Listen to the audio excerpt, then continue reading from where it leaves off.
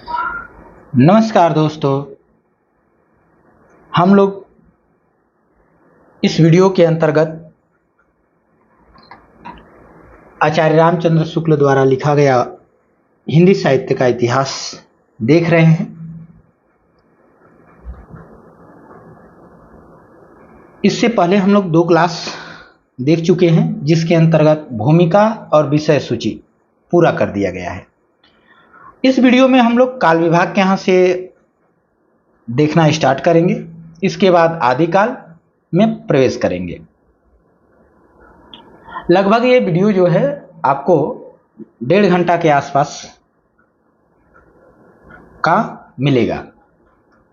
तो चलिए, आप सभी को इस सेशन में स्वागत है। तो देर न करते हुए हम लोग जो है स्टार्ट करते हैं। काल विभाग। काल विभाग यानी शुक्ल जी ने अपने हिंदी साहित्य के इतिहास का विभाजन किया है, बंटवारा किया।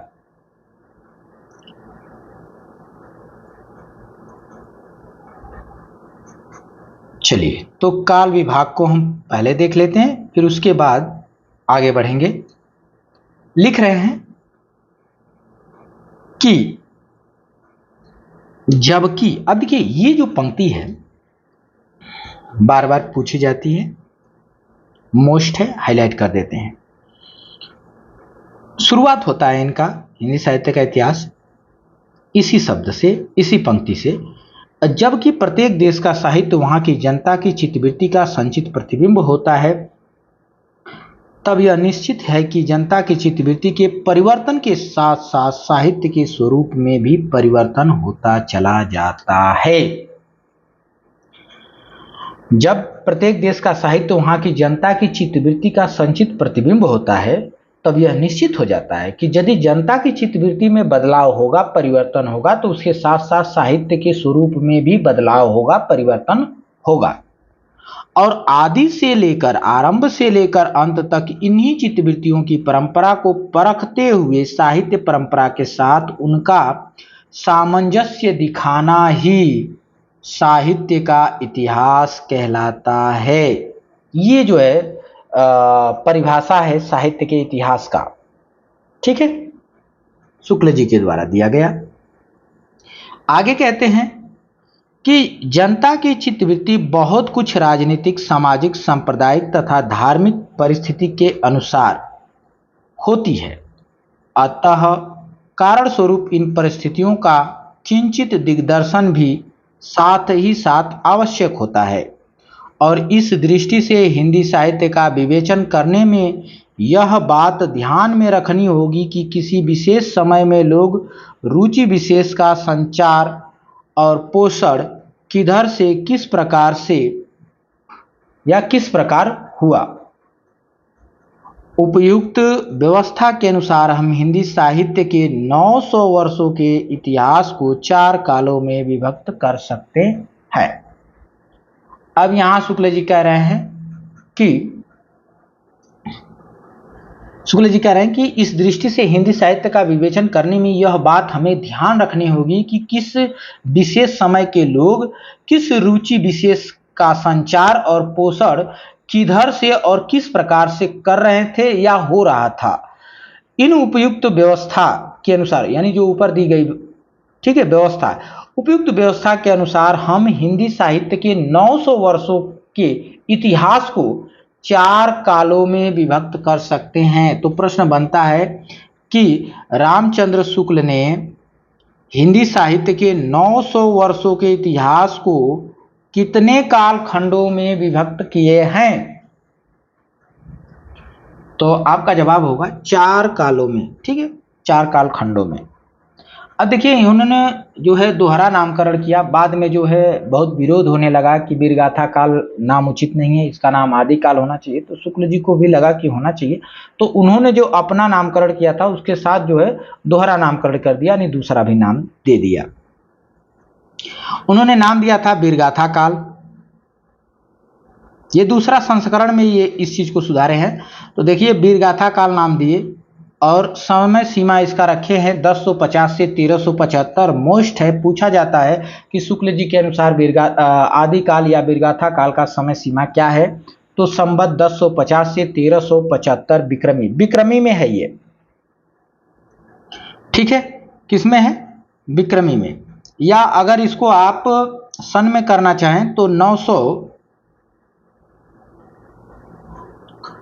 993 ईस्वी से, ठीक है, 993 ईस्वी से, और इसमें से घटा दीजिए तो 1318, 57 वर्ष आप घटा देंगे, आ जाएगा 993 ईस्वी से 1318, ठीक है। इसको शुक्ल जी ने क्या कहा, तो आदिकाल भी कहे हैं, देखिए आदिकाल इन्होंने नामकरण दे दिया, आदिकाल या वीरगाथा काल 1050 से 1375।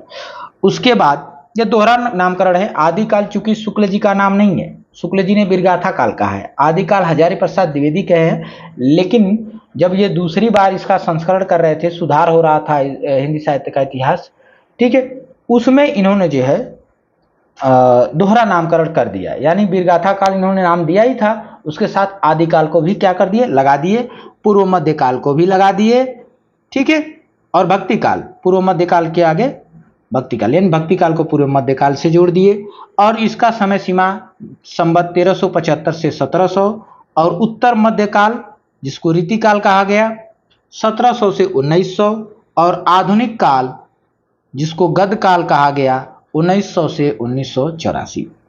तो मैं रेड से सर्कल बना देता हूं या बॉक्स बना देता हूं, ठीक है, जिसको शुक्ल जी ने, जो नामकरण शुक्ल जी ने किया है, तो देखिए ये नामकरण शुक्ल जी का है और समय सीमा भी शुक्ल जी का है, लेकिन जो ये वाला मैं बॉक्स बना रहा हूं ग्रीन कलर का नहीं, येलो कलर का बना देता हूं, ठीक है, चलिए येलो कलर का हम बना देते हैं। ये जो येलो कलर का जो बॉक्स है, ये नामकरण शुक्ल जी का नहीं है, ठीक है, ये किसी दूसरे ने नामकरण किया, उसको शुक्ल जी ने क्या कर लिया है, अपने इतिहास में स्थान दिए हैं विरोध होने के बाद। चलिए आगे बढ़ जाते हैं, आगे बढ़ते हैं। कह रहे हैं कि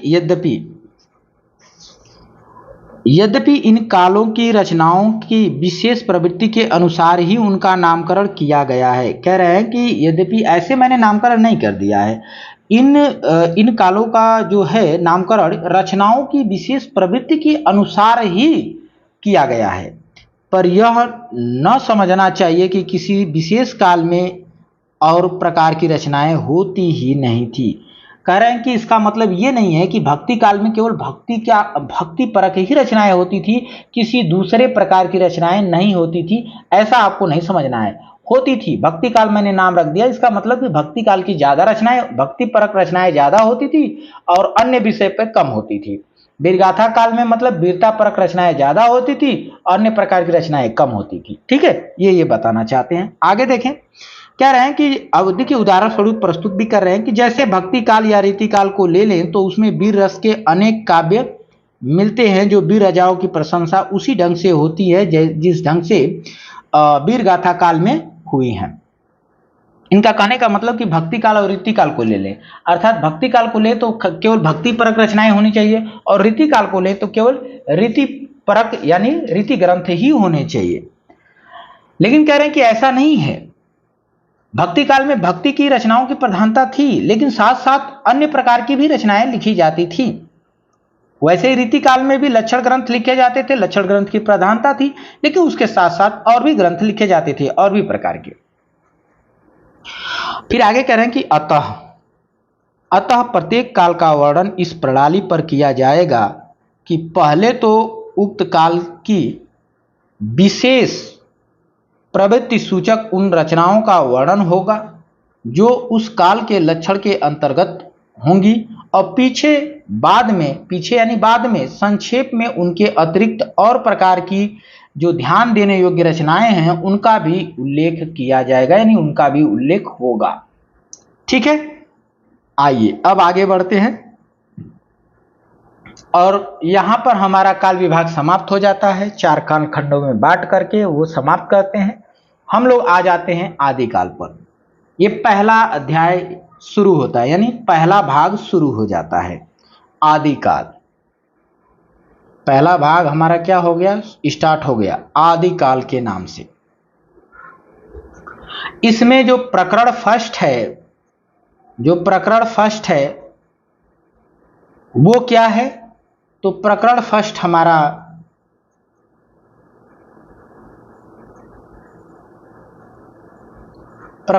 जो है हमारा उस सामान्य परिचय है।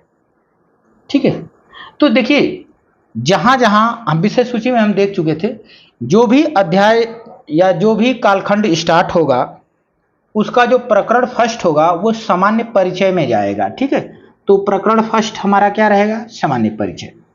तो यहां भी सामान्य परिचय है। चलिए आ जाते हैं, स्टार्ट करते हैं। आदिकाल का प्रकरण फर्स्ट सामान्य परिचय के नाम से है। चलिए ये क्या कहते हैं इसको देखते हैं। ये हाईलाइट करने योग्य है, ग्रीन कलर से हाईलाइट कर देते हैं। कह रहे हैं कि प्राकृत की अंतिम अपभ्रंश अवस्था से ही हिंदी साहित्य का आविर्भाव माना जा सकता है। उस समय गाथा कहने से प्राकृत का बोध होता था, वैसे ही दोहा या दुहा कहने से अपभ्रंश का बोध हो जाता था। ठीक है, यानी अपभ्रंश या प्रचलित काव्य भाषा का पद समझा जाता था। फिर आगे कह रहे हैं कि अपभ्रंश या प्राकृत भाष हिंदी के पदों का सबसे पुराना पता तांत्रिक और योग मार्गी बौद्धों के सांप्रदायिक रचनाओं के भीतर विक्रम की 7वीं शताब्दी के अंतिम चरण में लगता है। ये ध्यान देने योग्य बात है। कह रहे हैं कि जो अपभ्रंश हिंदी है उसके पदों का सबसे पुराना पता, ठीक है, सबसे पुराना रूप का पता तांत्रिक और योग मार्गी बौद्धों या सिद्धों की जो सांप्रदायिक रचनाएं हैं उनके भीतर और विक्रम की 7वीं शताब्दी के अंतिम चरण में लगता है। यानी उसका पता कब लगता है, 7वीं शताब्दी के अंतिम चरण में। कहां लगता है, तो योग मार्गी सिद्धों या बौद्धों की जो सांप्रदायिक रचनाएं हैं उसके भीतर अपभ्रंश का शुरुआत होता है, दिखाई देती है। आगे बढ़ते हैं। फिर कह रहे हैं कि मुंज और भोज के समय, ध्यान देने योग्य बात है, मुंज और भोज के समय संवत 1050 के लगभग तो ऐसी अपभ्रंश का पुरानी हिंदी का पूरा प्रचार शुद्ध साहित्य और काव्य रचनाओं में भी पाया जाता है। अब कह रहे हैं कि यहां पर अपभ्रंश का थोड़ा बिगड़ा हुआ रूप यानी अपभ्रंश से यानी हिंदी की ओर थोड़ा अग्रसर हो गया, जिसको पुरानी हिंदी कहा गया। ठीक है, पुरानी हिंदी का पूरा प्रचार शुद्ध साहित्य या काव्य की रचनाओं में दिखाई देने लगा। कब, 1050, यानी जब से शुक्ल जी ने आदिकाल का समय सीमा स्टार्ट माना है, शुरुआती समय सीमा माना है, वहां से करें। और उसको कहां से माने हैं, मुंज और भोज के समय से माने हैं। तो आपसे प्रश्न बन सकता है कि आदिकाल का शुरुआत शुक्ल जी ने किससे माना है, तो मुंज और भोज के समय से माना है, मुंज और भोज के समय से। थोड़ा सा आगे बढ़ते हैं तो शुक्ल जी क्या कहते हैं कि अतः हिंदी साहित्य का आदिकाल संवत 1050 से लेकर संवत 1350 तक, अर्थात महाराज भोज के समय से लेकर हमीर देव के समय के कुछ पीछे यानी बाद तक माना जा सकता है। ये कथन आपका इंपॉर्टेंस है, याद रखेंगे। ठीक है, आदिकाल की समय सीमा को लेकर के शुक्ल जी ने क्या कहा था, तो आदिकाल के समय सीमा को लेकर के शुक्ल जी ने कहा था कि हिंदी साहित्य का आदिकाल 1050 से लेकर 1375 विक्रमी तक, अर्थात महाराज भोज के समय से लेकर हमीर देव के समय के कुछ पीछे यानी कुछ बाद के समय तक माना जा सकता है।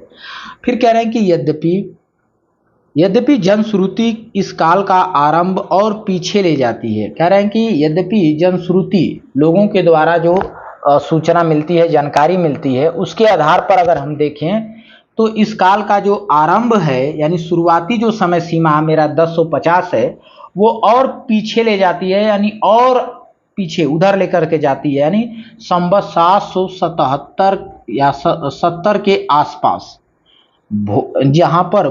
जहां पर भोज के पूर्व पुरुष राजा मान के सभासद पुष्य नामक किसी बंदी जन का दोहों में एक अलंकार ग्रंथ लिखना बताती है। इसकी सूचना कहाँ मिलती है? तो शिव सिंह सरोज के ग्रंथ में मिलती है, पर इसका कहीं कोई प्रमाण उपलब्ध नहीं है। लेकिन शुक्ल जी कहते हैं कि शिव सिंह सेंगर जो है अपने ग्रंथ शिव सिंह सरोज में पुष्य या पुंड नामक कवि को जो है हिंदी का पहला कवि बताते हैं, यानी आदिकाल को वहां तक खींच करके ले जाते हैं। लेकिन शुक्ल जी कह रहे हैं कि पर इसका कोई प्रमाण उपलब्ध नहीं करते और न ही आज तक हुआ है। ठीक है, बस वो उन्होंने मान लिया कि पुष्य या पुंड नामक जो व्यक्ति है वहां से आदिकाल की स्टार्ट होती है, वही आदिकाल का यानी हिंदी का पहला कवि है। लेकिन शुक्ल जी कहते हैं कि इसका कोई प्रमाण उपलब्ध नहीं है। ठीक है, तो जब प्रमाण उपलब्ध नहीं है तो हम बिल्कुल भी नहीं कह सकते कि पुष्य जो है हिंदी का पहला कवि है। लेकिन प्रश्न बने कि शिव सिंह सेंगर ने किसे हिंदी का पहला कवि माना, तो आप बता सकते हैं पुष्य या पुंड नामक कवि को। अब आगे बढ़ें तो कहते हैं कि आदिकाल की इस दीर्घ परंपरा के बीच 150 वर्ष के भीतर तो रचना किसी विशेष प्रवृत्ति का निश्चय नहीं होता। कह रहे हैं कि आदिकाल की जो ये दीर्घ परंपरा, ये जो बड़ी सी जो है समय या जो परंपरा, बड़ी परंपरा के बीच जो 150 वर्ष का समय है, उसके भीतर तो रचना की किसी विशेष प्रवृत्ति का पता नहीं चल पाता है कि इसमें किस प्रवृत्ति की रचनाएं लिखी जा रही हैं। तो प्रवृत्ति क्लियर नहीं हो पाती हैं। क्यों? क्योंकि वहां पर धर्म, नीति, श्रृंगार और वीर सब प्रकार की रचनाएं दोहों में मिलती हैं। तो इस प्रकार अनिर्दिष्ट मतलब निर्दिष्ट नहीं हो पाती है। तो अनिर्दिष्ट लोक प्रवृत्ति के उपरांत जब मुसलमानों की चढ़ाइयों का प्रारंभ होता है, तब से हम हिंदी साहित्य की प्रवृत्ति एक विशेष रूप में बढ़ती हुई पाते हैं। ठीक है, उससे पहले हमको क्लियर नहीं हो पाता है। फिर कह रहे हैं कि राजश्रित कवि और चारण जिस प्रकार नीति, श्रृंगार आदि के फुटकल दोहे राजसभाओं में सुनाए करते थे, उसी प्रकार अपने आश्रयदाता और राजाओं के पराक्रम चरित्रों और गाथाओं का वर्णन भी किया करते थे। और यही प्रबंध परंपरा रासों के नाम से पाई जाती है, जिसे लक्ष्य करके इस काल को हमने वीर गाथा काल कहा है। तो ये भी कथन इम्पोर्टेंस है, ये भी कथन क्या है आपका इम्पोर्टेंस है। इसे आप जो है हाईलाइट कर सकते हैं। कहाँ से करेंगे? यहाँ से कर सकते हैं कि राजाश्रित कवि और चारण जिस प्रकार नीति और श्रृंगार आदि के फुटकल दोहे राजसभाओं में सुनाया करते थे, उसी प्रकार अपने आश्रयदाता राजाओं के पराक्रम पूर्ण चरित्रों या गाथाओं का वर्णन भी किया करते थे। यही प्रबंध परंपरा रासों के नाम से पाई जाती है, जिसे लक्ष्य करके इस काल को हमने वीरगाथा काल कहा है। ठीक है, आगे बढ़ते हैं। कह रहे हैं कि दूसरी बात इस आदिकाल के संबंध में ध्यान देने लायक यह है कि इस काल की जो साहित्यिक सामग्री प्राप्त है, उसमें कुछ तो असंदिग्ध है और कुछ संदिग्ध है। देखिए शुक्ल जी कह रहे हैं कि ध्यान देने योग्य बात यह भी है कि इस काल की जो भी साहित्यिक सामग्री प्राप्त होती है, उसमें कुछ असंदिग्ध हैं और कुछ संदिग्ध हैं। ठीक है, कहते हैं कि असंदिग्ध सामग्री जो कुछ प्राप्त है, उसकी भाषा अपभ्रंश अर्थात प्राकृत भाष या प्राकृत की रूढ़ियों में बहुत कुछ बद हिंदी है। इस पॉइंट को आपको याद रखना है कि शुक्ल जी कहते हैं कि जो असंदिग्ध सामग्री जो कुछ भी प्राप्त होती है, उसकी भाषा अगर देखें तो अपभ्रंश है। अपभ्रंश को प्राकृत भाष भी कहते हैं और प्राकृत भाष का वो अर्थ देते हैं कि प्राकृत भाष किसे कहेंगे, तो उन्होंने अर्थ दिया कि प्राकृत की रूढ़ियों में बहुत कुछ बद्ध। ठीक है, बहुत कुछ बद्ध। तो ये आपको हाईलाइट कर लेना है। प्रश्न बार बार बनता है यहां से कि शुक्ल जी ने प्राकृत भाष का आशय क्या दिया है। अब आगे बढ़ते हैं। इस अपभ्रंश या प्राकृत भाष हिंदी का अभिप्राय यह है कि उस समय की ठीक बोलचाल की भाषा नहीं है जिस समय की इसकी रचनाएं मिलती हैं। यह उस समय की कवियों की भाषा है। कवियों ने काव्य परंपरा के अनुसार साहित्यिक प्राकृत के पुराने शब्द तो लिखे ही हैं, जैसे पीछे की हिंदी में तत्सम संस्कृत शब्द लाए जाने लगे। विभक्तियां, कारक चिन्ह और क्रियाओं का रूप भी आदि भी सब कुछ जो है अपने समय से कई वर्ष पुराने रखे हैं। अब शुक्ल जी कह रहे हैं कि जो रचनाएं प्राकृत या अपभ्रंश में लिखी जाती थी, इसका मतलब ये नहीं है कि उस समय वो बोलचाल की भाषा थी। वो बोलचाल की भाषा नहीं थी। बोलचाल की भाषा कुछ और थी, लेकिन लिखने की भाषा कुछ और थी। लिखने की भाषा पुरानी भाषा थी, जो पहले थी उसको वो क्या करते थे, लिखने में यूज करते थे। बोलने के लिए तो दूसरी भाषा, देश भाषा के नाम से जो चर्चित थी, ठीक है, या गंवारू भाषा के नाम से जो जानी जाती थी, वो बोलचाल की भाषा थी। पर साहित्य लिखने की जो भाषा थी वो अपभ्रंश थी। कह रहे हैं कि बोलचाल की भाषा घिस घिस घिसाकर बिल्कुल जिस रूप में आ गई थी, सारा वही रूप न लेकर कवि और चारण आदि भाषा बहुत कुछ वह रूप व्यवहार में लाते थे जो उनसे 100 वर्ष पहले से कवि परंपरा में रखती चली आती थी। कह रहे हैं कि जो बोलचाल की भाषा घिस घिसाकर, इसे हाईलाइट कर लेंगे, बोलचाल की भाषा घिस घिसाकर बिल्कुल जिस रूप में आ गई थी, सारा वही रूप लेकर कवि और चारण आदि भाषा का बहुत कुछ वह रूप व्यवहार में लाते थे जो उनसे 100 वर्ष पहले से कवि परंपरा में रखी जा, यानी जो कहने का मतलब कि जिस समय अपभ्रंश की रचनाएं लिखी जा रही थी, ठीक है, तो कह रहे हैं कि लिखी जा रही थी तो उस समय बोलचाल की भाषा में नहीं लिखी जा रही थी। वो बोलते कुछ और थे, लेकिन जब साहित्य लिखते थे तो अपने से 100 साल पहले की भाषा का यूज करते थे, ठीक है, जो 100 साल पहले के कवि जिस भाषा को कविता में लिखते थे उसी भाषा को। अब आ जाइए, अपभ्रंश के जो नमूने अब उदाहरण के रूप में प्रस्तुत कर रहे हैं कि अपभ्रंश के जो नमूने हमें पदों में मिलते हैं वे उस काव्य भाषा के हैं जो अपने पुरानेपन के कारण बोलने की भाषा से कुछ अलग बहुत दिनों तक आदिकाल के अंत क्या उसके कुछ पीछे तक पोथियों में चलती रही, और विक्रम की 14वीं शताब्दी के मध्य में एक ओर तो पुरानी परंपरा के कोई कवि संभवतः सारंगधर हमीर की वीरता का वर्णन ऐसी भाषा में कर रहे थे, ठीक है। तो सारंगधर की एक पंक्ति दी गई है जो हमीर रासों से ली गई है। ये पंक्ति आप हाईलाइट कर लेंगे कि चली अबीर हमीर पाव भर मेड़ी कंपई दिग्मय अंधार धुली सुरर अच्छाई, ठीक है। तो ये पंक्ति जो है हमीर रासों से ली गई है। तो पंक्ति को कैसे पहचानेंगे, पहचानने का यहाँ ट्रिक है। हमीर, चलिय बीर हमीर, चलिय बीर हमीर पाव भर मेड़ी कंपई। कह रहा है कि जब बीर हमीर चलता था तो उसके पैर जहां वो रखता था तो पैरों के भार से धरती कांप जाती थी, हिल जाती थी, ठीक है।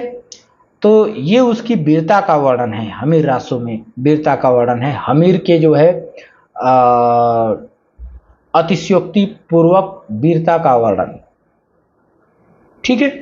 तो वीर हमीर आ जाएगा, मतलब हमीर रासों से सारंगधर की ये जो है रचना है।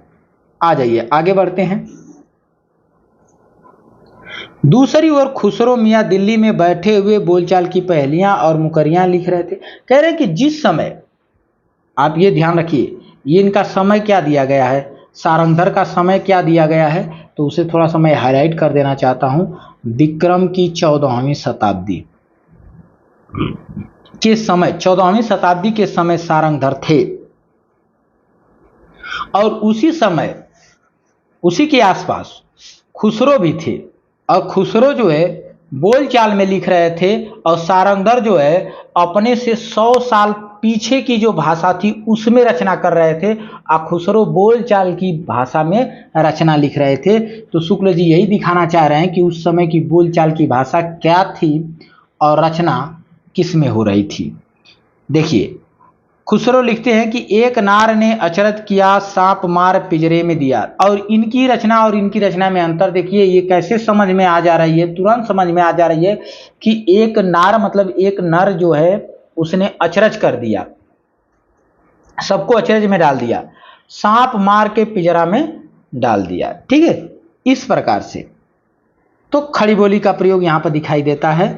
और वहाँ जो है आप देख रहे हैं कि अपभ्रंश का दिखाई दे रहा है। आगे बढ़ें तो कह रहे हैं कि इसी प्रकार 15वीं शताब्दी में एक और तो विद्यापति बोलचाल की मैथिली में लिख रहे थे और इसी प्रकार वो प्राकृत भाषा पुरानी काव्य भाषा में भी लिख रहे थे। ठीक है, यानी दो भाषाओं का प्रयोग विद्यापति कर रहे थे, अपभ्रंश का भी और बोलचाल की मैथिली भाषा का भी। क्या कर रहे थे? बालचन बिजोई भाषा अदुहि नहीं लग गई दुज्जन हासा। ठीक है, बिजोई लग गई दुज्जन हासा। तो बालचंद बिजोई आपको याद रखने हैं इसको, बिजोई भाषा। ठीक है, बिजोई भाषा। पंक्ति को याद रखने के लिए थोड़ा सा ट्रिक है, एक किसी शब्द को पकड़ेंगे तभी पंक्तियां याद रहेंगी, क्योंकि इनकी पंक्तियां टेढ़ी मेढ़ी है सब। ठीक है, अपभ्रंश की या आदिकाल की। आ जाइए आगे बढ़ते हैं। और दूसरी ओर उनकी भाषा का तुलना जो है किससे किया जा रहा है? कह रहे हैं कि और दूसरी ओर कबीर दास अपनी अटपटी बानी में इस बोली में सुना रहे थे, यानी उनकी भाषा लिखा जा रहा है। कबीर दास भी 1398 में थे। ठीक है, 1398 मतलब 14वीं शताब्दी में, 14वीं शताब्दी के बिल्कुल अंत में जन्म होता है, यानी वो 15वीं शताब्दी, लिखने का काम उनका 15वीं शताब्दी में चलता है, तो 15वीं शताब्दी। ठीक है, अब 15वीं शताब्दी में ये क्या लिख रहे हैं, इनकी पंक्ति को देखेंगे। आगिन जो लगी नीर में कंदो जलिया झार, उतर दसड़ी के पंडिते रहे विचारी विचार। ठीक है, उल्टी बानी अटपटी बानी। अग्नि जो लगी नीर में, आग लग गई कहां? पानी में। ठीक है, अब यहां कबीर की पंक्तियां हैं और वहां जो है विद्यापति की पंक्तियां हैं। तो ये आप जो है हाईलाइट कर लेंगे और पंक्तियों को ध्यान रखेंगे। प्रश्न बनता रहता है कि ये पंक्ति किसकी है। चलिए आगे बढ़ते हैं। सारांश यह है कि अपभ्रंश की परंपरा विक्रम की 15वीं शताब्दी के मध्य तक चलती रही। कह रहे हैं कि अपभ्रंश की यह परंपरा 15वीं शताब्दी के मध्य तक चलती रही। एक ही कवि विद्यापति ने दो प्रकार की भाषा, एक ही कवि विद्यापति ने दो प्रकार की भाषा का व्यवहार किया, पुरानी अपभ्रंश भाषा का और बोलचाल की देसी भाषा का। ठीक है, बोलचाल की देसी भाषा का। विद्यापति ने इन दोनों भाषाओं में भेद या अंतर स्पष्ट किए हैं। कहते हैं देसिल बयाना सब जन मिठा, ते तैसन जपहु और हट्टा। ये पंक्ति किसकी है? विद्यापति की, बहुत बार पूछी जाती है। ठीक है, इसकी व्याख्या करते हुए शुक्ल जी कहते हैं कि अर्थात देसी भाषा या बोलचाल की भाषा सबको मीठी लगती है, इससे वैसा ही अपभ्रंश देसी भाषा में मिला हुआ मैं कहता हूँ, इसीलिए अपभ्रंश यानी देसी भाषा में मिला हुआ अपभ्रंश में मैं लिखता हूँ या मैं बोलता हूँ या मैं कहता हूँ। विद्यापति ने अपभ्रंश से भिन्न प्रचलित बोलचाल की भाषा को देसी भाषा कहा है। हाईलाइट करेंगे कि विद्यापति ने अपभ्रंश से जो अलग जो चल रही बोलचाल की भाषा थी उसे उन्होंने देसी भाषा कहा है। अतः हम भी इस अर्थ में इस शब्द का प्रयोग कहीं कहीं आवश्यकता अनुसार करेंगे। शुक्ल जी कह रहे हैं कि अतः हम भी देसी भाषा शब्द का इसी अर्थ में हम इसका प्रयोग कहीं कहीं आवश्यकता अनुसार करेंगे। इस आदिकाल के प्रकरण में पहले हम अपभ्रंश की रचनाओं का संक्षिप्त उल्लेख करके देसी भाषा की रचनाओं का वर्णन करेंगे। कह रहे हैं कि आदिकाल के प्रकरण में, ठीक है ना, पहले हम क्या करेंगे, अपभ्रंश की रचनाओं को देखेंगे, उनका संक्षिप्त में उल्लेख करेंगे, उसके बाद जो है देसी भाषा की रचनाओं का वर्णन करेंगे। आ जाइए प्रकरण 2। अब प्रकरण 2 में उन्होंने कह दिया कि सबसे पहले हम लोग क्या करेंगे, अपभ्रंश की रचनाओं को देखेंगे। तो अपभ्रंश की काव्य रचना हम लोग आ गए, ठीक है। प्रकरण 2, आदिकाल में जो प्रकरण 2 है उसके अंतर्गत क्या है, ये प्रश्न बन सकता है। तो आदिकाल में जो प्रकरण 2 है उसमें जो शीर्षक है वो है अपभ्रंश का काव्य।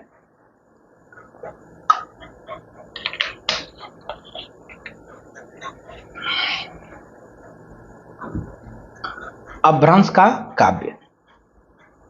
तो चलिए हम लोग अपभ्रंश की रचनाओं को देखते हैं। यहां पर शुक्ल जी फिर अपनी जो मोस्ट लाइन है उसको दोहराते हैं, इसे हाईलाइट करेंगे कि जब से प्राकृत बोलचाल की भाषा न रह गई तभी से अपभ्रंश साहित्य का आविर्भाव समझना चाहिए। पहले जैसे गाथा या गाहा कहने से प्राकृत का बोध हो जाता था, वैसे ही पीछे यानी बाद में दोहा या दुहा कहने से अपभ्रंश या लोक प्रचलित काव्य भाषा का बोध होने लगा। ये कथन इंपॉर्टेंस है, बार बार प्रश्न यहां से बनता है। आगे चलते हैं। इस पुरानी प्रचलित काव्य भाषा में नीति, श्रृंगार, वीर आदि की कविताएं तो चली ही आती थी। जैन और बौद्ध धर्माचार्य अपने मतों की रक्षा और प्रचार के लिए भी इसमें उपदेश आदि की रचना करते थे। यानी जो जैन थे, जो सिद्ध थे, जो बौद्ध थे, वो अपने अपने धर्मों के प्रचार हेतु उपदेश दिया करते थे, यानी उनके उस उपदेश के लिए जो है रचना भी लिखा करते थे।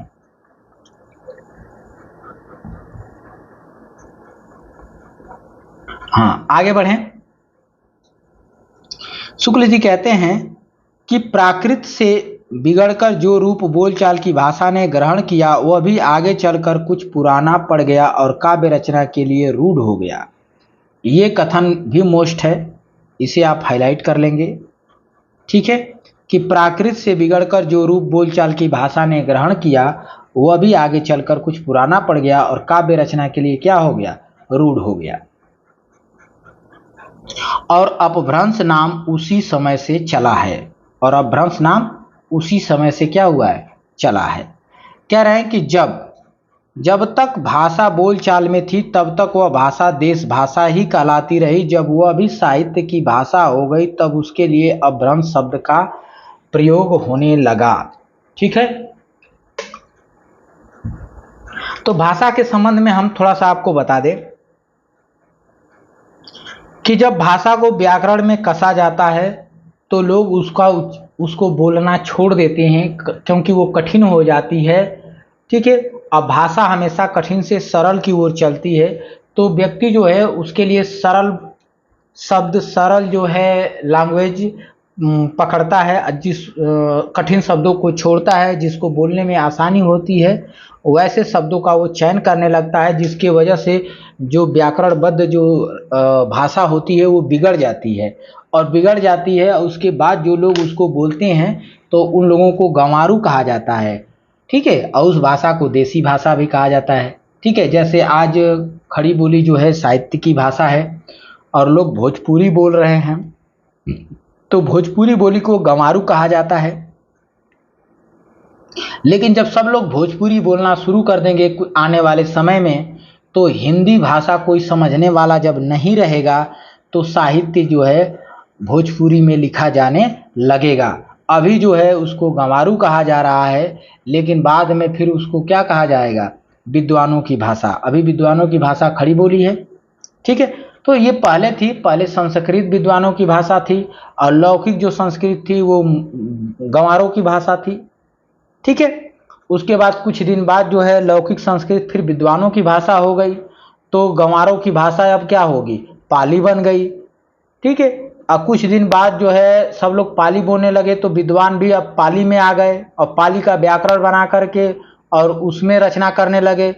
और जैसे उसमें रचना करने लगे, जो जो लोग अशिक्षित थे वो फिर नई भाषा का खोज कर दिए, प्राकृत। तो प्राकृत को पाली वाले गंवारू कहने लगे। इसी तरह गंवारू भाषा पहले जन्म ले लेती, कुछ दिन गंवारू रहती, फिर वो विद्वानों की भाषा हो जाती। ठीक है, तो यही चीज वो कह रहे हैं शुक्ल जी, कि जब तक भाषा बोलचाल में थी तब वह भाषा देश भाषा कहलाती रही, गंवारू भाषा कहलाती रही। जब वह भी साहित्य की भाषा हो गई तब उसके लिए अपभ्रंश शब्द का प्रयोग होने लगा, तब उसे नाम दे दिया गया। अब आते हैं भरत मुनि यानी विक्रम की तीसरी शताब्दी। भरत मुनि ने अपभ्रंश नाम न देकर के लोक भाषा को देश भाषा ही कहा है। अब ये प्रश्न बनता है, बार बार बनता है कि भरत मुनि ने अपभ्रंश को क्या कहा है। अपभ्रंश नाम न देकर के लोक भाषा को देश भाषा कहा है, यानी अपभ्रंश को देश भाषा कहा है। किसने? भरत मुनि ने। आगे बढ़ें। वररुचि के प्राकृत प्रकाश में भी अपभ्रंश का उल्लेख नहीं मिलता, यानी वररुचि ने जो अपना ग्रंथ प्राकृत प्रकाश लिखे हैं उसमें अपभ्रंश का उल्लेख नहीं है। तो अपभ्रंश नाम पहले पहल वल्लभी के राजा धारसेन द्वितीय के शिलालेख में मिलता है, जिसमें उसने अपने पिता गुहसेन को संस्कृत और प्राकृत और अपभ्रंश तीनों का कवि कहा है। तो ये पॉइंट आपको नोट करना है कि अपभ्रंश नाम पहले पहल कहाँ मिलता है। तो अपभ्रंश नाम पहले पहल वल्लभी के राजा धारसेन द्वितीय के शिलालेख में मिलता है, जिसमें उसने अपने पिता को बताया है कि मेरे पिता संस्कृत, प्राकृत और अपभ्रंश तीनों के कवि थे, तीनों में रचनाएं करते थे। आगे बढ़े। भामह ने तीनों भाषाओं का उल्लेख किया है, यानी भामह ने भी अपने ग्रंथों में तीनों भाषाओं का उल्लेख किया है। बाण भट्ट ने हरिश्चरित में संस्कृत कवियों के साथ भाषा कवियों का भी उल्लेख किया है। इस प्रकार अपभ्रंश या प्राकृत भाषा हिंदी में रचना होने का पता हमें विक्रम की 7वीं शताब्दी में मिलता है।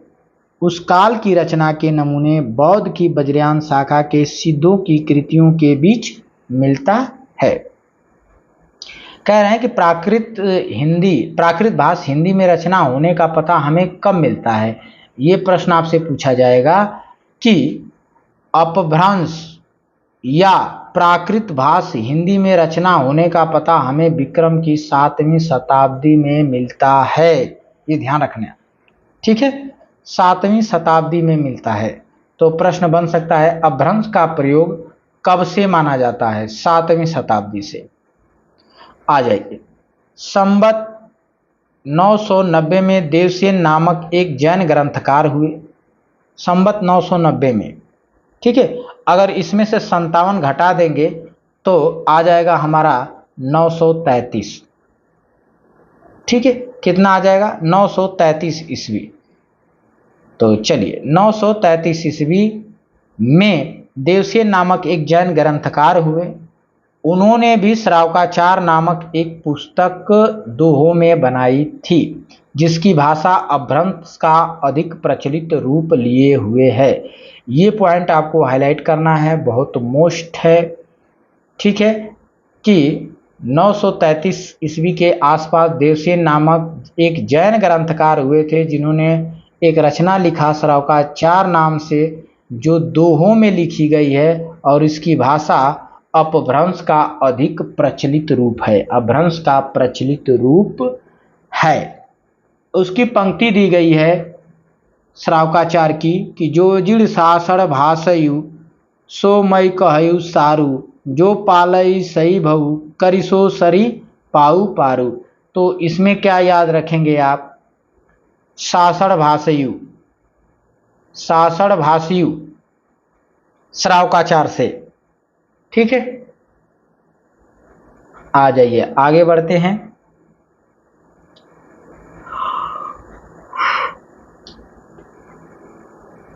कह रहे हैं कि इन्हीं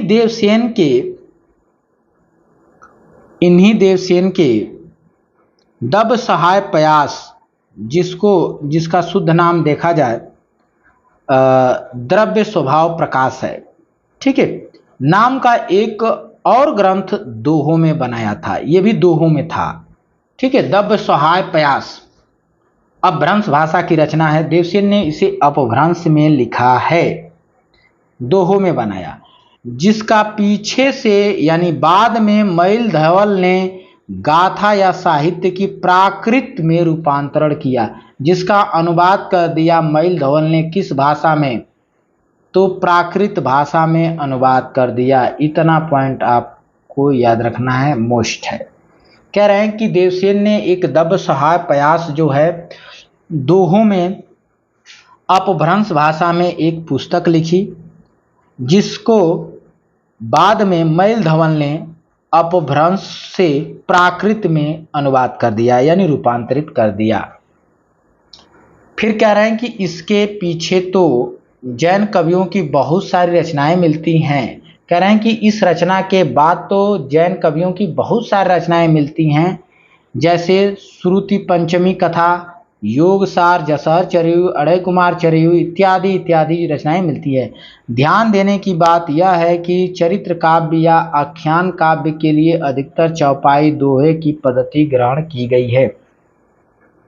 ये चीजें आपको हाईलाइट करना है कि ध्यान देने की बात यह है कि चरित्र काव्य या आख्यान काव्य के लिए अधिकतर चौपाई और दोहे पद्धति ग्रहण की गई है। चौपाई दोहे की पद्धति, यानी जो चरित्र काव्य लिखे जाते थे, ठीक है, या आख्यान काव्य लिखे जाते थे, उसमें दोहा और चौपाई पद्धति का चौपाई और दोहे पद्धति को अपनाया जाता था। यानी कुछ चौपाई लिखी जाती थी, फिर दोहा लगा के धत्ता दिया जाता था, फिर चौपाई, फिर दोहा, फिर चौपाई, फिर दोहा, ऐसे लिखा जाता रहा है। आगे बढ़े। पुष्पदंत संवत 1029 के आदि पुराण और उत्तर पुराण चौपाइयों में हैं। कह रहे हैं कि पुष्पदंत नामक एक कवि हुए जो संवत 1029 में हुए के आसपास हुए, ठीक है। इनकी रचना आदि पुराण और उत्तर पुराण चौपाई में लिखी गई है, चौपाइयों में लिखी गई है। इसमें कौन सा छंद है? चौपाई छंद, ठीक है। और उसी काल के आसपास का जो लिखा गया ग्रंथ जसहर चरियु या यशधर चरित्र है, वो भी चौपाई में ही लिखा गया है, ठीक है। यह भी किस में लिखा गया है? चौपाई में। तो यदि आपसे पूछा जाए आदि पुराण और उत्तर पुराण किस छंद में लिखे गए हैं? चौपाई छंद में। जसहर चरियु या यशधर चरित्र किस छंद में लिखे गए हैं? ये भी चौपाई में ही लिखे गए हैं। कुछ यहाँ पे पंक्ति दी गई है, बिड़ू धवलेड़ सयू की हल्लई बिड़ू। ये पंक्ति मोस्ट तो नहीं है, कभी पूछी नहीं गई है, तो इसको हम हाईलाइट नहीं करते हैं, ठीक है। पढ़ देते हैं। बिड़ू धवलेड़ सयडू किम हल्लई, अबिड़ू जीवेड़ देई किम चल्लई, अबिड़ू जीवेड़ मोखों को पावई, तुम्हारी से किम अपई आवई। पंक्ति किसकी है? यहाँ स्पष्ट तो नहीं है, ठीक है, कि ये आदि पुराण से है या उत्तर पुराण से है या फिर यशधर चरित्र से है, या यहाँ क्लियर लिखा नहीं गया है, और वो पूछी भी नहीं जाती है। पूछी वही जाएगी जो क्लियर होगी, ठीक है। डाउट वाली प्रश्न बना करके आयोग फंसना नहीं चाहेगा कि क्वेश्चन जो है कोर्ट में चला जाए।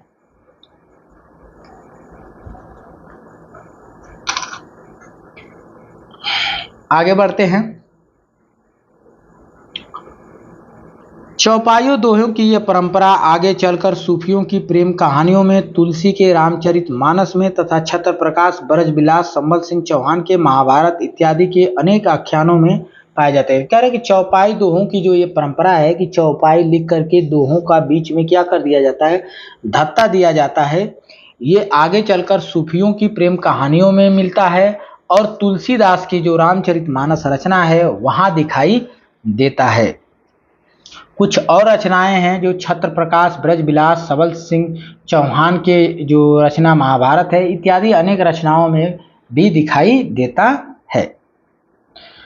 आगे कह रहे हैं कि बौद्ध धर्म विकृत होकर वज्रयान संप्रदाय के रूप में देश के पूर्वी भागों में बहुत दिनों से चला आ रहा था।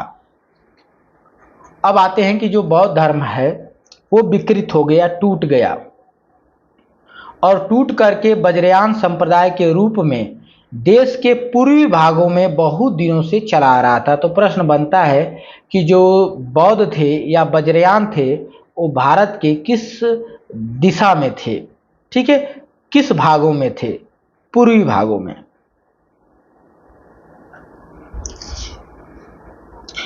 और क्या कहें? और कहें कि इन बौद्ध तांत्रिकों के बीच वामाचार अपनी चरम सीमा पर पहुंच गया था। ये बिहार से लेकर असम तक फैले थे। प्रश्न बनता है कि ये कहां से कहां तक फैले थे? तो बिहार से लेकर असम तक फैले थे और इन्हें क्या कहा जाता था? और ये सिद्ध कहलाते थे। जो वज्रयान संप्रदाय के लोग थे वही सिद्ध कहलाते थे, वही सिद्ध बने थे। कह रहे थे 84 सिद्ध इन्हीं में हुए। अब इनमें कितने सिद्ध हुए? 84 सिद्ध हुए।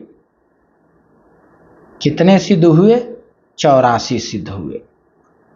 जिनका कह रहे हैं कि जिनका परंपरागत स्मरण जनता को अब तक है, जिनका स्मरण जनता को आज भी है। इन तांत्रिक योगियों को लोग अलौकिक शक्ति संपन्न समझते थे। ये अपनी सिद्धियों और विभूतियों के लिए प्रसिद्ध थे।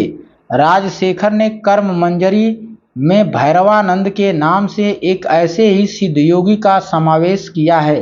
ये थोड़ा सा पॉइंट आपको याद रखना है कि राजशेखर की जो रचना कर्पूर मंजरी है उसमें किस सिद्ध योगी का जिक्र किया गया है? तो भैरवानंद नामक सिद्ध योगी का जिक्र किया गया है। इस प्रकार जनता पर इन सिद्ध योगियों का प्रभाव विक्रम की 10वीं सदी से ही पाया जाता है। ठीक है, कह रहे हैं कि इस प्रकार जनता पर इन सिद्ध योगियों का जो प्रभाव है वो विक्रम की 10वीं सदी से पाया जाता है। जो मुसलमानों के आने पर पठानों के समय तक कुछ न कुछ बना रहा।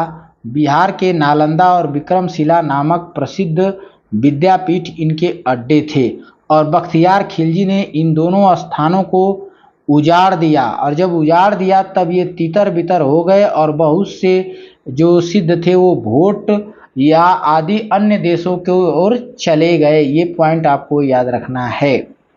ठीक है, बिहार के नालंदा और विक्रमशिला नामक प्रसिद्ध विद्यापीठ इनके अड्डे थे और बख्तियार खिलजी ने जो है इस अड्डे को क्या कर दिया था? उजाड़ दिया, जिससे ये सिद्ध तितर बितर हो करके कुछ लोग कहीं, कुछ लोग कहीं, कुछ लोग भोट देश चले गए, म्यांमार चले गए, श्रीलंका चले गए, बर्मा चले गए। ठीक है, चले गए सब।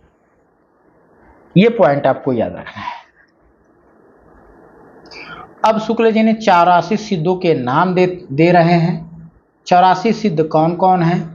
तो कहते हैं कि लुइपा है, लिलापा है, बिरूपा है, डोम्बिपा है, सबरिपा है, सरापा है, कांकलिपा है, मिनिपा है, गोरक्षपा है, चौरंगिपा है, बिड़प्पा है, शांतिप्पा है, तांतिप्पा है, चमरिप्पा है, खगड़प्पा है, खड़गप्पा है, नागार्जुन है, कड़प्पा है, करड़िपा है, थगनपा है, नरोपा है, सिलप्पा है, तिलप्पा है, छत्रप्पा है, भद्रप्पा है, दो खंदिप्पा है, अजागिप्पा है, कालपा है, धोम्बिप्पा है, कंकड़पा है, कमरिपा है, डेमगिपा है, भदेपा है, कुकरीपा है, कुचपा है, धर्मपा है, महिपा है। देखिए सभी में पा दिखाई दे रहा है। अंचितपा है, भालईपा है, नलिनपा है, भुसकुपा है, इंद्रभूति है, मेकोड़ा मेकोपो है, मेकोपा, कुठालिपा है, कमरिपा है, जालंधरपा है, राहुलपा है, धरवरिपा है, धोकरिपा है, मोदिनिपा है, पंकजपा है, घंटपा है, जोगीपा है, चेलुकापा है, गुंडरिया है, निर्गुणपा है, जयंत है, चरपटिपा है, चंकपा है, बिखनपा है, भलीपा है, कुमरीपा है, चमरीपा है, मणिभद्रपा है। मणिभद्रपा योगिनी है तो इसे आप हाईलाइट कर लेंगे। 84 सिद्धों में एक योगिनी मिल गई। इसके बाद कनकलफा है, ये भी योगिनी है तो इसे भी हाईलाइट कर लेंगे। ठीक है, आगे बढ़ते हैं। कलकलपा है और कंतलिपा है, धरूपा है, उदरीपा है, कपालपा है, किनलपा है, सगरपा है, सर्वभाक्षपा है, नागबोधिपा है, दारिकपा है, पुतलिपा है, पनहपा है, कोकलिपा है और अनंगपा है और लक्ष्मीकरा। लक्ष्मीकरा भी आपकी क्या है? योगिनी है। ठीक है, और समुदपा है, भलिपा है। तो इस प्रकार देख सकते हैं सभी के नाम के पीछे जो है पा शब्द लगा है, कुछ नाम के पीछे पा नहीं लगा है, जैसे नागार्जुन। ठीक है, जैसे और भी मैं दिखा देता हूं, जयनाथ, जयानंद। ठीक है, और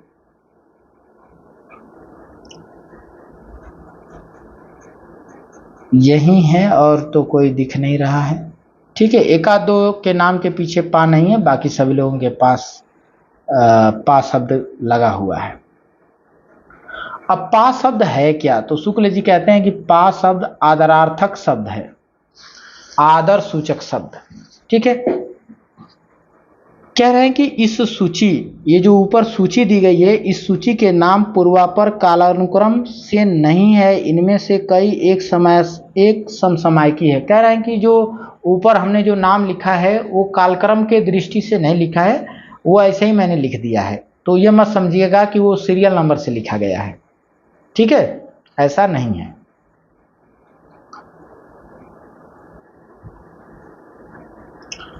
अब कह रहे हैं कि वज्रयान शाखा में जो योगी सिद्ध के नाम से प्रसिद्ध हुए, वे अपने मत का संस्कार जनता पर भी डालना चाहते थे। कह रहे हैं कि जो वज्रयान शाखा से जो सिद्ध बने थे, जो योगी सिद्ध बने थे, सिद्ध के नाम से प्रसिद्ध हो गए थे, वे अपने मत का जो संस्कार है वो जनता के ऊपर भी डालना चाहते थे।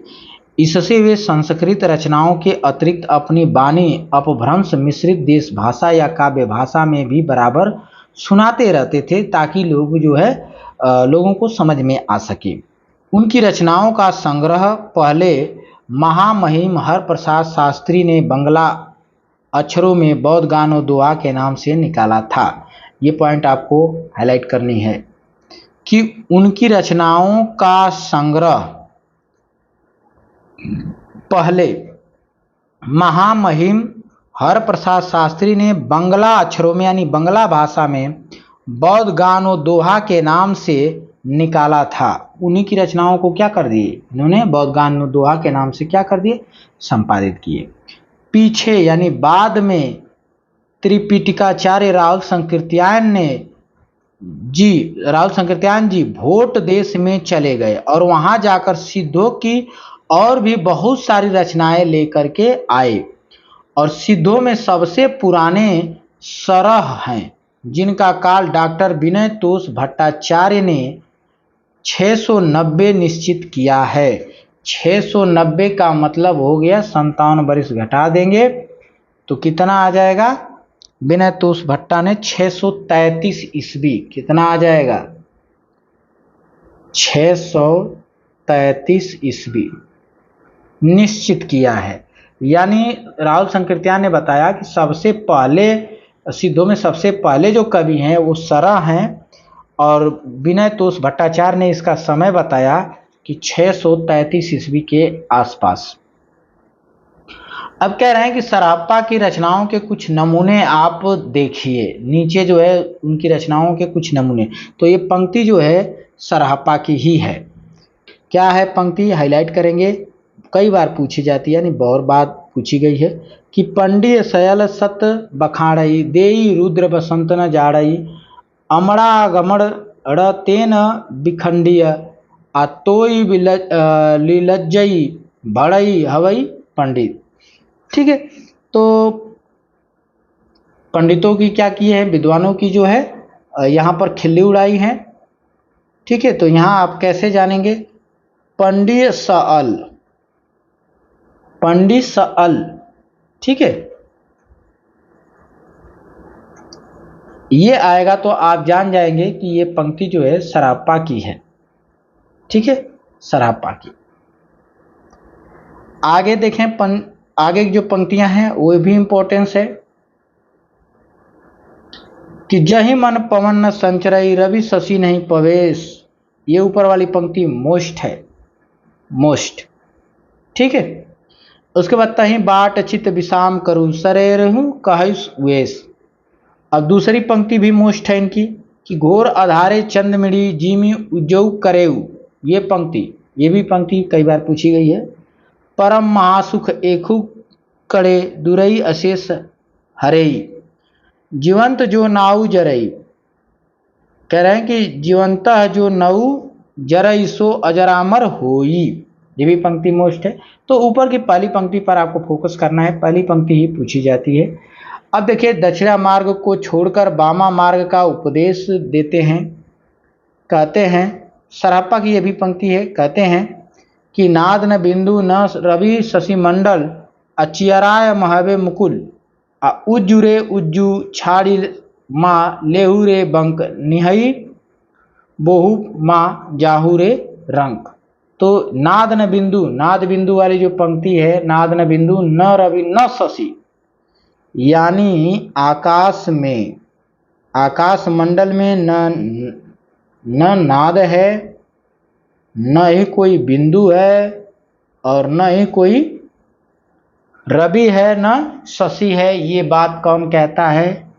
सरापा। इसको समझने की कोशिश बस करिए कि कैसे हम पंक्ति को समझेंगे कि ये सरापा की है। ठीक है, अब पंक्ति हम देखेंगे लुइपा की। लुइपा की, लुइपा का जो समय है, लुइपा का जो समय है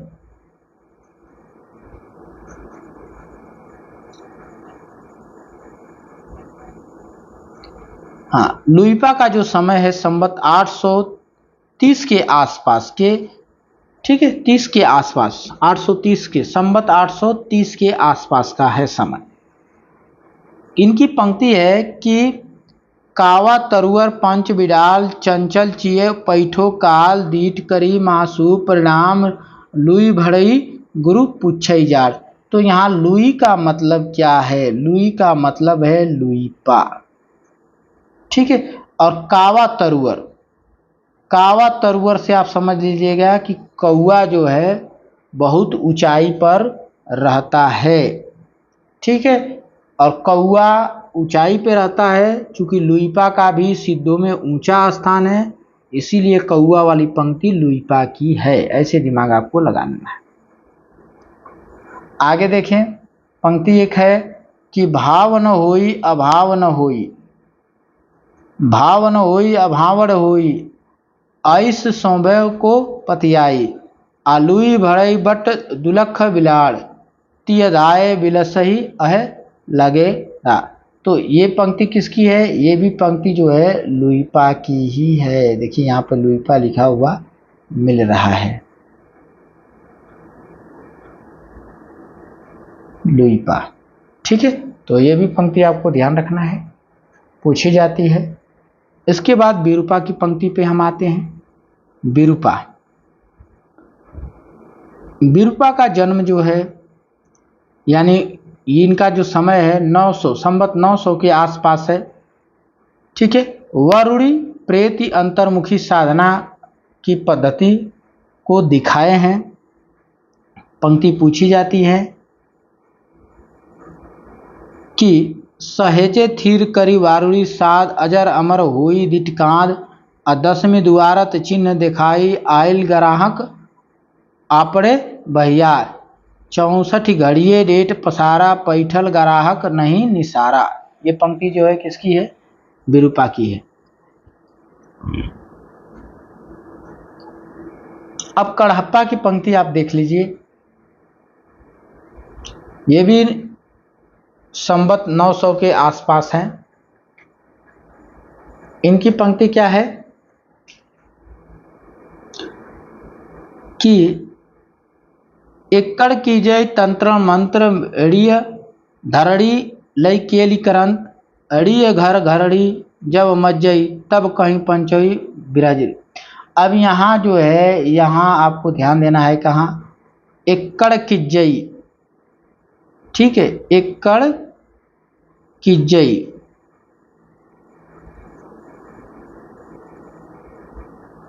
की जई, एकड़ की जई मंत्र तंत्र, ये पंक्ति जो है कड़प्पा की है। और पंक्ति है कड़प्पा की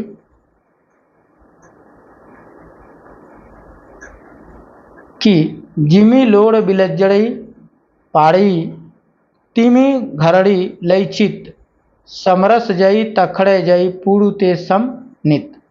ब्रजयानियों की योग तंत्र साधना में मद्य तथा स्त्रियों का विशेषतः डोमनी और राजकी आदि का अबाध सेवन एक आवश्यक अंग माना गया है। तो देखिए यहाँ पर जो एक पॉइंट लिखा गया कि ब्रजयानियों की योग तंत्र साधना में मद्य का और स्त्रियों का सेवन जो है, ठीक है, अबाध सेवन एक आवश्यक अंग माना गया था। और विशेष रूप से स्त्रियों में कौन, डोमनी और रजकी का नाम आता है। सिद्ध कणहप्पा डोमनी का आवाहन करते हुए गीत गाते हैं। क्या गाते हैं कि नगर बाहरी डोम्बी तोहरी कुणिया छई छोई जाई सो बाह्य नड़िया। ये पंक्ति जो है कणहप्पा की है, जो डोम्बी का आवाहन करते हुए गाते हैं। और क्या गाते हैं कि आलो डोम्बी तोए सम करीब मसंग निगड़ी कान्ह कपाली लो जोई लाग। तो यहाँ पे कान्ह जो आया है कणहप्पा से मतलब है, ठीक है। और कुछ पंक्तियां हैं, देख सकते हैं। 2100 पदमा 64 पखुड़ी तड़ी चढ़ी नाचऊ डोम्बी बापुड़ी हालो डोम्बी तो पुछमी सदभाव ऐससी जसी डोम्बी कहारी नावे। तो ये भी पंक्ति जो है कणहप्पा की ही है। आगे बढ़े तो कुछ पंक्ति डोम्बिप्पा की भी मिल जाती है कि जहाँ गंगा जमुना मझरे बही नाई। ये पंक्ति ऊपर वाली ही पूछी जाती है, ठीक है, सबसे ज़्यादा ऊपर वाली पूछी जाती है। तही बुड़ली मातंगी अपोया लीले पार करे बहुत डोम्बी बहालो डोम्बी बाट त बहल छारो सदगुरु पाव गए जैबू पुणी जीड़ौरा। ठीक है। अब एक और पंक्ति दिखाई दे रही है कि कावा नड़ी खाटी मन करियर सदगुरु बाड़े घर पतावल चिव थिरी करी गहुरे नाई अन्न उपाय पारण जाई। अब देखिए कपालिक जोगियों से बचे रहने का उपदेश। कपालिक जोगी जो है भिक्षा मांगते हुए घर पहुंच जाते थे तो सास और ननद अपने बहू को समझाती थी कि वो जो है आकर्षित कर लेगा, और वो आकर्षित हो जाया करती थी। जैसे कृष्ण के प्रति गोपियां आकर्षित हो जाती थी, वैसे ही इन कपालिक जोगियों के साथ जो है घर की बहुएं भी क्या हो जाती थी, आकर्षित हो जाती थी। तो उनको समझाने के लिए सास ननद और भी जो उनसे बड़े समझदार लोग होते थे वो जो है समझाते थे, उपदेश देते थे बहुओं को। क्या देते थे? राग देश मोह लायु छार परम भीख लवे मुतिहार अमरिये सासु ननद घर साली महा मरिया कण भइल कवाली। तो ये भी कणहप्पा की पंक्ति है। ये किसकी पंक्ति है? कणहप्पा की। और देखिए कणहप्पा की पंक्ति एक और दिखाई दे रही है। नारी शक्ति दिए धरी खदे अनह डमरू बजाई वीर नादे और कान न कपाल जोगी पैठे अचरे दे नईर नारी बिरई एकारे। तो यहाँ देखिए कान का जिक्र है, कान मतलब ठीक है, कान का जिक्र है, कपाली जोगी जो आ जाते हैं। तो वही चीज़ है, थोड़ा घट के भीतर का बिहार दिखाया गया है। तो देखिए यहाँ अर्थ निकालने की कोशिश बिल्कुल नहीं करना है, क्योंकि अर्थ बिल्कुल भी नहीं निकालना है। बस पंक्ति की पहचान करनी है कि ये पंक्ति लिखी किसने है। इसी ढंग की एक कुक्कुरुप्पा है, उन्होंने अपनी पंक्ति लिखी है, ठीक है, कुक्कुरिप्पा, जो ये भी 900 के आसपास ही है। लिखते हैं कि कुक्कुर हैं तो कुक्कुर की तरह सोते भी हैं। लिखते हैं ससुरी नींद गैल बहुड़ी जागय, और कानेट चोर नीलाक गई मागव, दिवसी बहुड़ी काडर ढरे भयु, रति भैले कमरु जाओ। तो पहली लाइन बार बार पूछा जाता है, ससुरी नींद गैल बहुड़ी जागव, पंक्ति किसकी है? कुक्कुरिप्पा की है, ठीक है। अब आगे बढ़ते हैं। शुक्ल जी कहते हैं कि रहस्य मार्गी की सामान्य प्रवृत्ति के अनुसार सिद्ध लोग अपनी वाणी को ऐसे पहेलियों के रूप में भी रखते थे जिसे कोई बिरला ही बूझ सकता था, सब लोग नहीं समझ पाएंगे। और तांतिपा की एक यहाँ पर पंक्ति रखी जा रही है। उन्होंने अटपटी वाणी में क्या लिखा है कि बेंग संसार बढ़ियल जाय, दूहिल दूध के बेटे समाय, बलद बियायल गवई बाझे पिटा दुहई, एतनी साझे जो सो बुझी सो धनी बुद्धि, अजो सो चोर सोई साधी, निते निते पियाला सिहे सम जूझऊ, अढे पाए गीत बिरले बूझे। तो इस प्रकार से वो पंक्ति लिखते हैं कौन? कुक्कुरिप्पा जी, सॉरी कुक्कुरिप्पा कह रहे हैं, तांतिपा, अटपटी वाणी है उनकी। आगे बढ़े। बोर तो आप लोग नहीं हो रहे, आप लोग को करना क्या है कि आप लोग जो है चैनल को सब्सक्राइब कर लेंगे, ताकि जो है जब हम वीडियो यहाँ से अपलोड करें तो उसका नोटिफिकेशन आपको मिल जाए, ठीक है। और वीडियो को लाइक कर देंगे, आपको अगर अच्छा लगे, पसंद हो तो उसे लाइक ज़रूर करेंगे, अपने ग्रुप में अपने लोगों को शेयर करेंगे, ठीक है। और कमेंट करेंगे, जो भी आपको समस्याएं हो रही हैं उसको कमेंट करेंगे।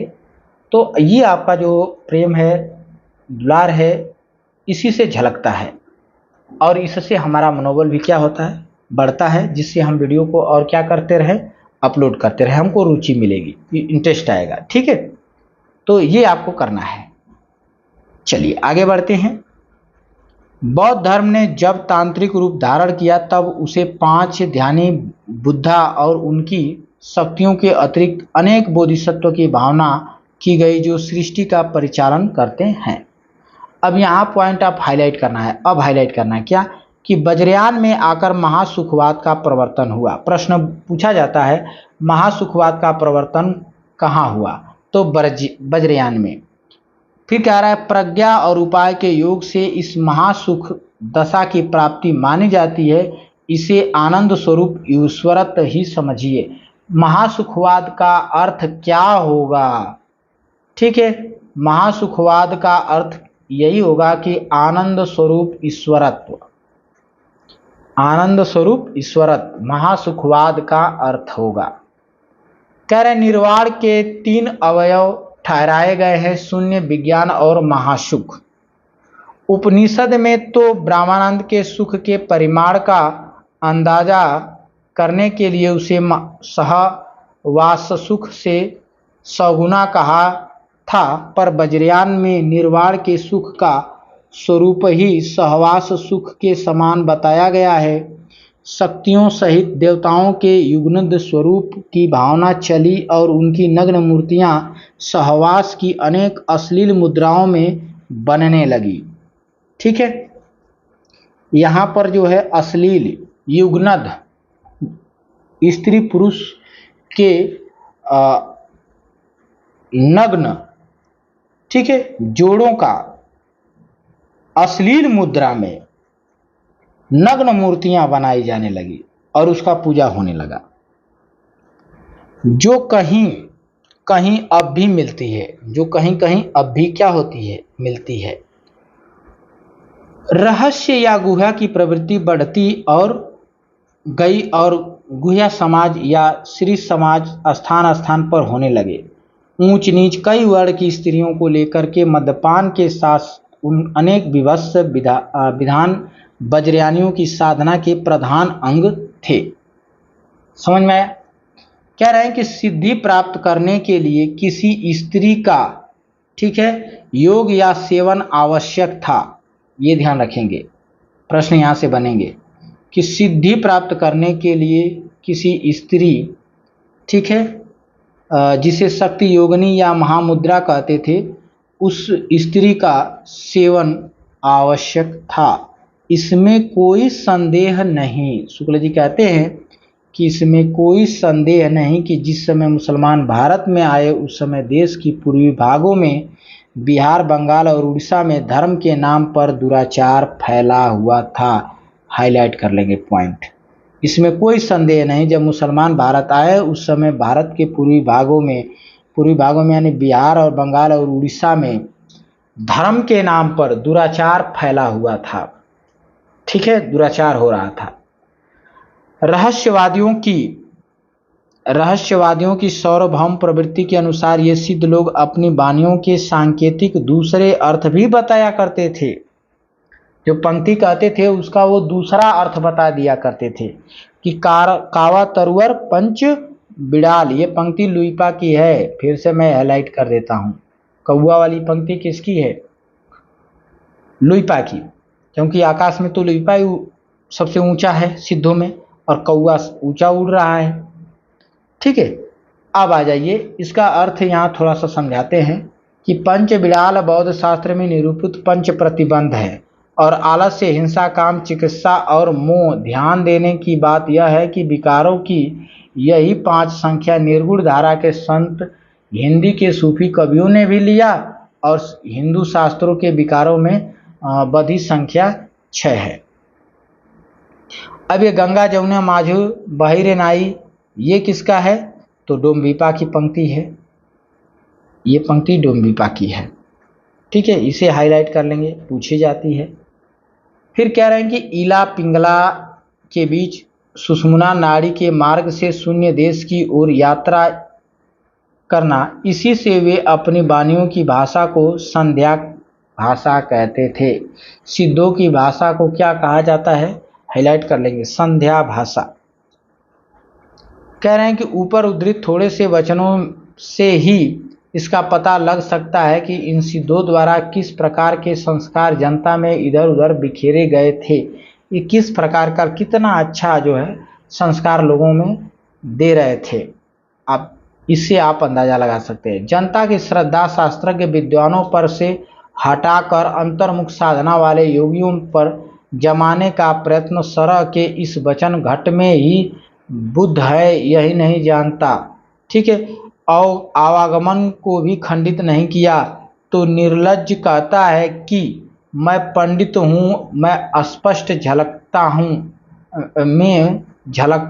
झलकता है। यहाँ पर यह समझ रखना चाहिए कि योगमार्गी बौद्धों ने ईश्वरत्व की भावना कर ली थी। कह रहे हैं कि जो योगमार्गी बौद्ध थे वे अपने आप को ईश्वर मानने लगे थे। ठीक है, ईश्वर मानने लगे थे। चलिए, ज्यादा तो नहीं पढ़ा जाएगा, बस यहीं तक वीडियो को हम लोग रोकेंगे, थोड़ा सा और इसको ये पेज खत्म कर लेते हैं। इसी प्रकार शुक्ल जी कहते हैं कि इसी प्रकार जहाँ रवि, शशि, पवन आदि की गति नहीं है, वहाँ चित्त की विश्राम करने का दावा ऋजु या सीधे मार्ग को छोड़ करके टेढ़ा मेढ़ा बंक मार्ग ग्रहण करने का उपदेश भी है। सिद्ध कणाप्पा कहते हैं कि जब तक अपनी गृहिणी का उपभोग न करेगा तब तक तू पंचवर्ण की स्त्रियों के साथ विहार क्या करेगा। वज्रयान में महासुख वह दशा बतलाई गई है जिसमें साधक शून्य में इस प्रकार विलीन हो जाता है जिस प्रकार नमक में पानी। तो ये हाईलाइट कर लीजिए कि वज्रयान में जो महासुख है उसकी दशा क्या बतलाई गई है। उसकी दशा यह बतलाई गई है कि साधक शून्य में इस प्रकार विलीन हो जाता है जिस प्रकार नमक पानी में विलीन हो जाता है। इस दशा का प्रतीक खड़ा करने के लिए युगनद स्त्री और पुरुष का आलिंगनबद्ध जोड़ा की भावना की गई है। अब इस प्रकार महासुख का जो मिलना है, एक दूसरे में बिल्कुल घुल मिल जाना है जैसे नमक में पानी, तो इसको प्रदर्शित करने के लिए इसका प्रतीक खड़ा किया गया युगनद। स्त्री पुरुषों का जो है जोड़ा, आलिंगनबद्ध जोड़ा, जो युगनद थे, उनकी भावना को क्या किया गया है, प्रदर्शित दिखाया जाता है, यानी प्रतीक बना करके। कणहप्पा का यह वचन कि जिमी लोड़ बिलज्जड़ी पाड़ी यही तिमी घरड़ी लई चित, इसी सिद्धांत का द्योतक है। कहने की आवश्यकता नहीं कि कौल, कपालिक आदि इन्हीं वज्रयानियों से निकले हैं। कैसा ही शुद्ध और सात्विक धर्म हो, गुह्या और रहस्य के प्रवेश से किस प्रकार विकृत और पाखंडपूर्ण हो जाता है, वज्रयान इसका प्रमाण है। अब कल हम गोरखनाथ के यहाँ से शुरू करेंगे। हम सिद्धों के बारे में जान लिए, गोरख पंथियों के बारे में कल जानेंगे, ठीक है। तो आज की क्लास हम लोग इतना ही रखेंगे, और आप लोग जो है, जो भी आपको समस्या हो, ठीक है, चीज़ें न समझ में आ रही हो, तो उस प्रकार से आप कमेंट करेंगे। अगले वीडियो में जो भी समस्याएं होगी उसका समाधान हम अगले वीडियो में जो है करेंगे। तो आप लोगों जो है क्लास को अपने ग्रुप में शेयर कर देंगे, और ताकि लोग ज़्यादा से ज़्यादा लोग जुड़ सके, इसका लाभ उठा सके, और हमारा जो उत्साह है उसको बढ़ाएं, ठीक है, जिससे आगे का वीडियो हम क्या करते रहें, इसमें अपलोड करते रहें। तो चलिए, बस यहीं तक। आप सभी को वीडियो के अंत तक बने रहने के लिए बहुत बहुत धन्यवाद।